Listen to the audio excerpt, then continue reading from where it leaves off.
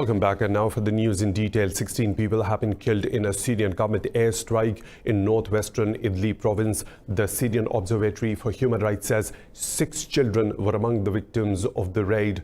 Monitors say air raids provided cover for a ground assault on rebel-held Marid al-Noman. This town is on the strategic highway between Damascus and Aleppo. The government forces seized the nearby rebel stronghold of Khan Sheikhoun last week. Meanwhile, Syrian warplanes have hit rebel positions close to a Turkish military observation post in Idlib. Turkey says it will not allow the US to delay its plan to set up a security safe zone in northeast Syria. In an interview, President Tayyip Erdogan has warned a holdup will force Turkey to take a unilateral action. President Erdogan says Turkish ground forces will soon enter the planned safe zone. He has also spoken on the telephone to the US President Donald Trump about the ongoing battles in Idlib province. In a statement, the Turkish presidency said the two leaders agreed to protect civilians caught up in the fighting. In the meantime, the US Defense Secretary Mark Esper has expressed hope that Turkey will abandon an arms deal with Russia. The US excluded Turkey from its F-35 warplane project in July after it took delivery of Russian S-400 air defense missiles. Senior American officials have distanced the US military from a series of alleged Israeli drone strikes in Iraq and Syria. US Defense Secretary Mark Esper and the Joint Chiefs of Staff Chairman General Joseph Dunford held a briefing in Washington. They said the US had nothing to do with the recent attacks. The US Defense Secretary said they are working with and through Iraqi forces against the militants. Iraq has expressed concern about Israeli attacks, calling them a violation of its sovereignty. In the meantime, displaced Iraqis living in refugee camps around the country are being sent home despite continuing violence.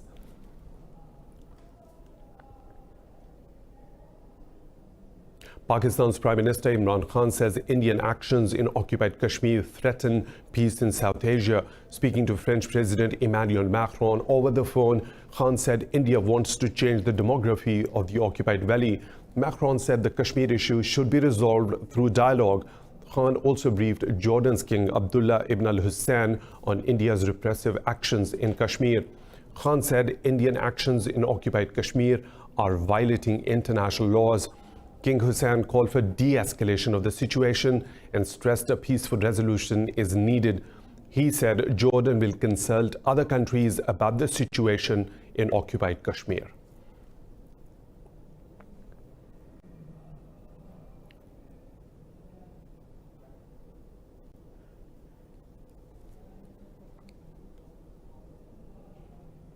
Pakistan has successfully carried out a night training launch of its surface-to-surface ballistic missile Ghaznavi. Pakistan's military spokesperson says the missile is capable of delivering multiple type of warheads up to 290 kilometers away. Prime Minister Imran Khan has praised the team involved in the successful test.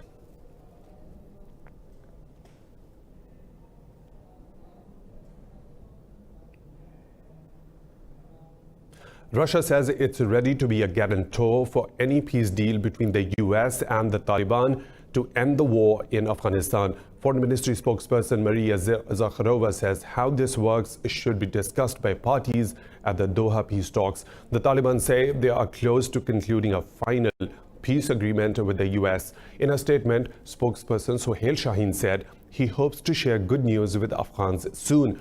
The 9th round of peace talks to end the 18-year-long Afghan war started last week.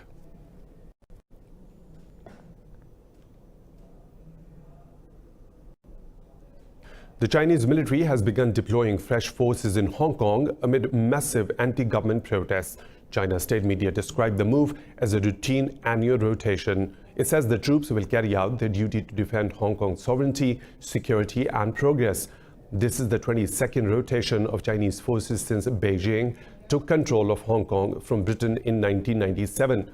The fresh deployment comes days ahead of another scheduled protest march on Saturday.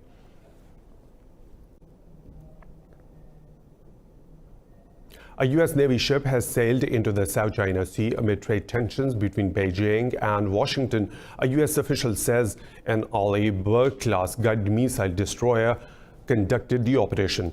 He says the operation was carried out to challenge excessive maritime claims and preserve access to waterways under the international law. The busy waterway is a flashpoint in the U.S.-Chinese relationship. The U.S. accuses Beijing of militarizing the South China Sea by placing military installations on artificial islands and reefs. China says the construction is necessary for self-defense and accuses the U.S. of exacerbating tensions by sending warships.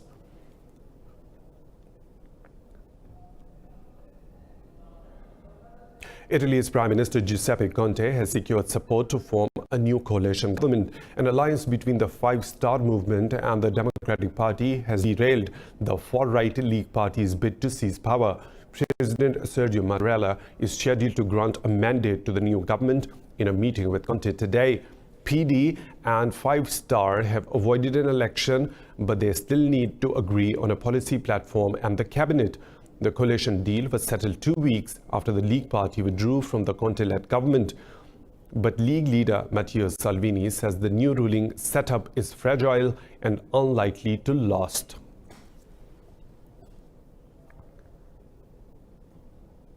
Italy's outgoing Interior Minister Matteo Salvini has signed a decree banning another migrant rescue ship. The charity Mediterranean Saving Humans say the ship Mare Jonio is carrying 100 people. They were picked up off the Libyan coast yesterday when their rubber dinghy began to deflate. Among their number are 22 children and 8 pregnant women. The survivors say 6 people had drowned before Mare Jonio came to their aid. Italy's anti-migrant Interior Minister Matteo Salvini has banned a number of rescue ships in recent months, but he will not be part of new Italian government scheduled to take power today.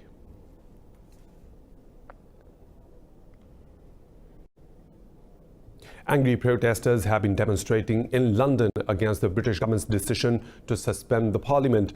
Demonstrators gathered outside the Palace of Westminster yesterday to denounce Prime Minister Boris Johnson's decision. Protesters chanted "Stop the coup" as they waved EU flags and held placards criticizing Johnson's move. The decision has been widely condemned by MPs and opponents of a no-deal Brexit. The suspension of Parliament has also prompted a legal challenge. A public petition has already picked up more than 1 million signatures. The petition was attracting signatures at a rate of about 1,000 per minute. Parliament considers all the petitions that get more than 100,000 signatures for a debate. Labour leader Jeremy Corbyn has requested an audience with the Queen, but Cabinet Minister Michael Gove has defended Johnson's decision. It's certainly not. The Prime Minister is clear that he wants to use a new parliamentary session in order to ensure that the people's priorities are met. But it's also the case that parliamentarians will have plenty of time when we come back next week to debate Brexit. Critics of Prime Minister Boris Johnson say he has worsened Britain's political crisis over Brexit. Now moving on to Cuba, which has asked Canada to help end US sanctions on Venezuela. The foreign ministers of the two countries have held 3 meetings since May on Caracas's impending crisis. Cuba's Foreign Minister Bruno Rodriguez and Canada's Chrystia Freeland met in Havana. In a tweet, the Cuban foreign minister called the U.S. sanctions on Venezuela a violation of international law. Rodriguez said Washington's coercive measures against Caracas have damaged millions of Venezuelans. Canada's foreign ministry says the two sides will stay in contact and continue to exchange views over Venezuela. An arson attack by suspected gang members on a bar killed 26 people in the southern Mexican port of Coatzacoalcos. Another 11 people were wounded in the attack. At a news briefing, President Andrés Manuel López Obrador said suspected gangsters closed bar's emergency exits before setting fire to it. The Veracruz State Attorney General's office says 10 women and 16 men died in the blaze. In a tweet, Veracruz State Governor Garcia said the attack was the result of a dispute between local gangs.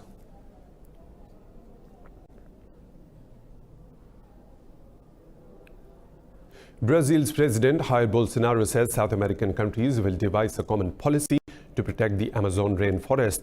Bolsonaro has also accepted Chile's offer of 4 aircrafts to help fight the wildfires.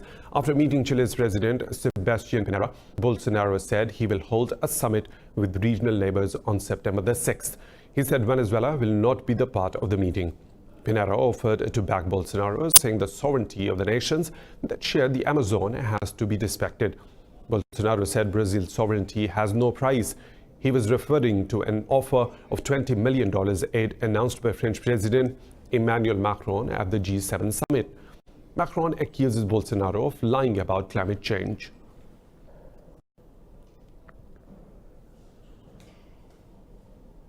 Football may be dominated by players from Europe and South America, but the sport has a massive following around the world.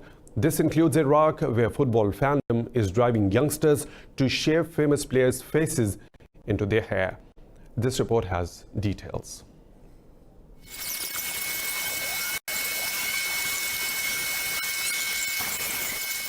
Marwan Hadi is a barber, but he has a background in fine arts. He's also a big football fan. He's combined the 3 crafts to create the latest craze for Iraqi football fanatics. I started drawing soccer stars on customers' heads around 4 months ago, as demand for it from my customers had risen. Thank God there's been a huge response for this kind of creativity, especially from the youth and children who nowadays watch sports and particularly soccer games. Marwan Hadi says most youngsters want Cristiano Ronaldo or Gareth Bale's faces shaved onto their heads. Football is a hobby of mine. I love watching Real Madrid matches in particular, and I love Ronaldo very much. I wish to meet him one day, and this is why I came to this salon.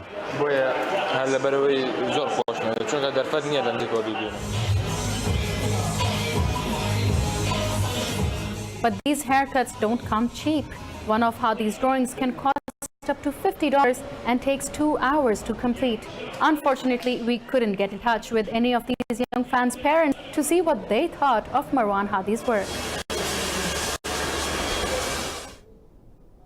It's time for a short break, but coming up next in the bulletin. Thousands of revelers hurling tons of tomatoes.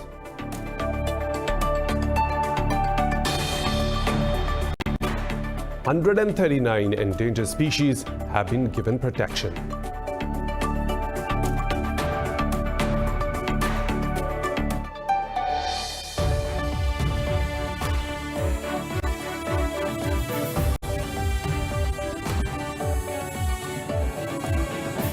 Welcome back. Thousands of revelers have begun hurling tons of potatoes at each other as they gather at the La Tomatina festival in Spain's eastern town of Bunol. The messy event is a key date in the country's tourism calendar and is among the world's biggest food fights.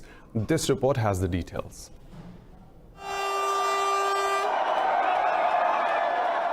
The La Tomatina festival sees huge crowds of people gather to throw tomatoes at each other every year. Some revelers wear protective goggles and many buildings are draped with tarpaulin coats.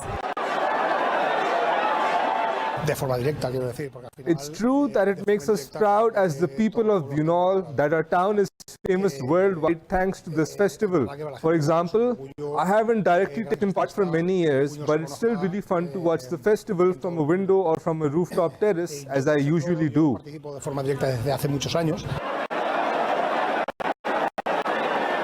The tomatina is said to have originated from a spontaneous food fight between villagers in 1945.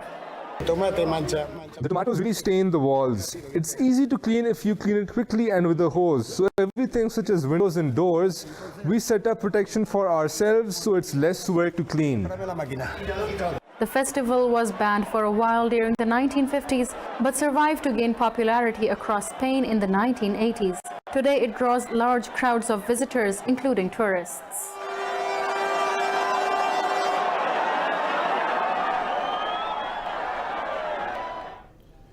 Countries party to the Convention on International Trade in Endangered Species have given protection to 139 animal species, as this report explains. CITES regulates the buying and selling of species at risk of extinction around the world. This year, 183 states gathered to give protection to several wild animal species, including sharks, elephants, and giraffes. And successful at the end is also that the recognition that there is an urgency to the extinctions that we are facing, and that CITES can play a very strong role. Animal rights activists welcomed the measures taken during the conference, while urging states to enforce them. I think it was a fantastic week for wild animals in general. We have protection for over 100 species that did not have CITES protection before, and new protections for about 6 species. And so this is really exciting. The countries also voted to impose a near-total ban on capturing African elephants from the wild. And they also agreed to strengthen protections for 18 threatened species of sharks and rays. NGOs say besides trade, climate change is putting endangered species at further risk, which also needs world attention.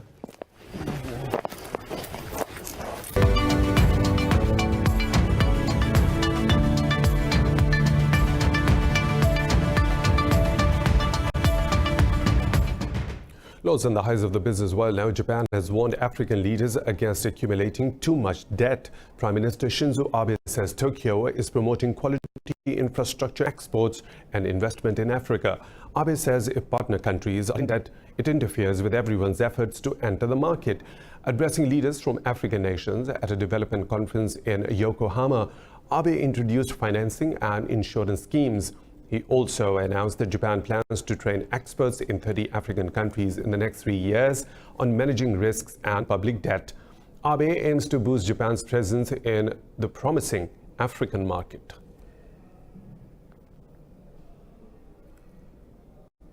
Asian stock markets are flat on pessimism about trade talks between the US and China. Investors are also nervous because long-term US and German bond yields have fallen to record lows. Oil prices have been pegged back after gaining nearly 2% on Wall Street. Traders cite concerns the inverted bond yield curves point towards a global recession. Those worries have fractionally pushed up the price of gold and silver in Asia trading. And that's all for now. For further updates, stay tuned to Indus News.